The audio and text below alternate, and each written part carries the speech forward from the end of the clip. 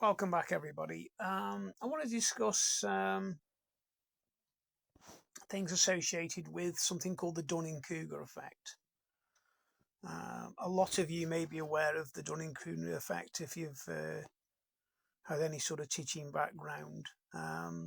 It reminds me of a quote that I heard it was many, many years ago when I was teaching people to drive forklift trucks. It was from another examiner.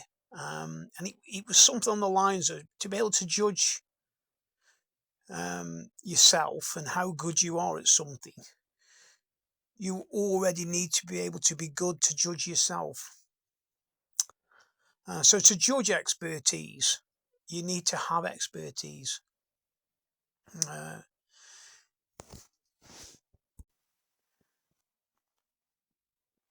so if we lack expertise, we're not only going to make mistakes, but we're not going to recognize we're making those mistakes. It's quite humbling, don't you think?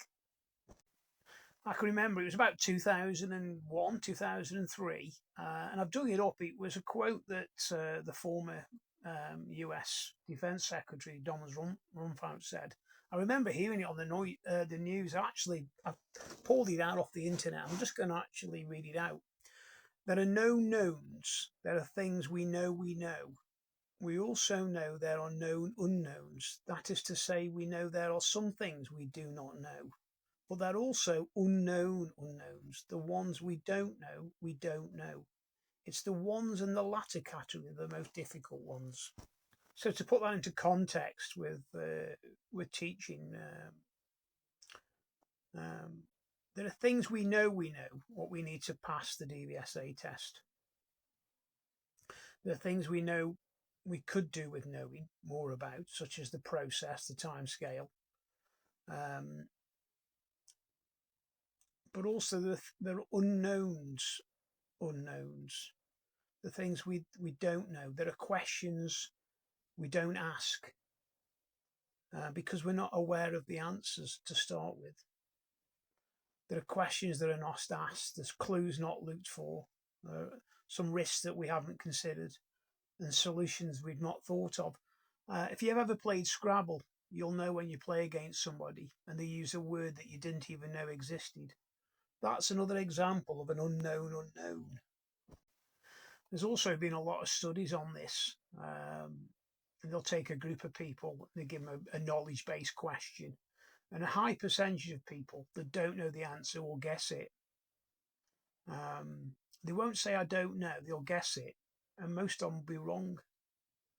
Because if you think about it, a wrong answer, it could have the same look and the same feel as the correct answer. So it can trick you into thinking we know when we don't. There's a few things we can do about it. First one is the most important one, I think, is not jumping to conclusions, considering alternatives to the obvious answer. So if somebody's saying X is the answer, but then think, why not Y? Think the opposite. So if you're thinking of your next driving lesson with your pupil, try and project yourself into the mind of after the lesson it being a complete failure and asking yourself what went wrong. Don't wait for last lesson to fail, but think through what could go wrong prior.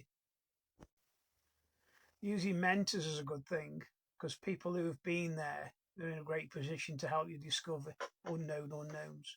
There's a Chinese saying, to know the way ahead, ask somebody who's coming back.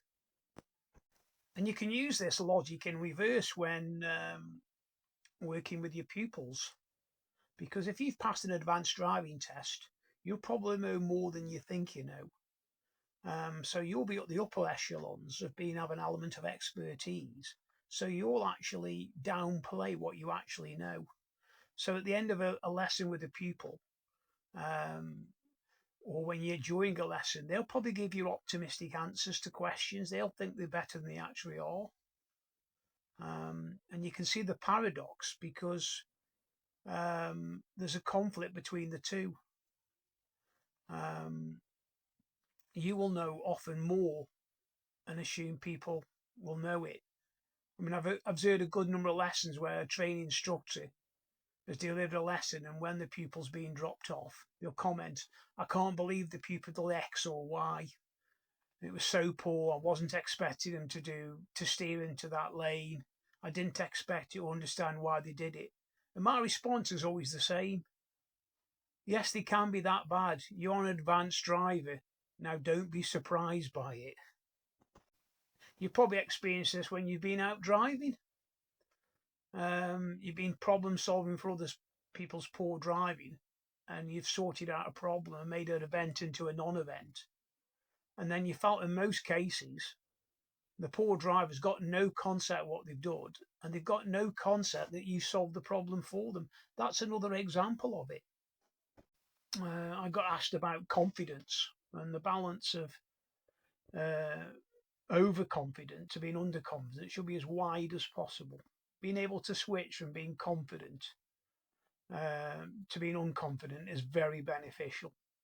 Pupils will very easily pick up on an unconfident instructor, and in turn, confident instructors can inspire pupils, even if the information isn't correct.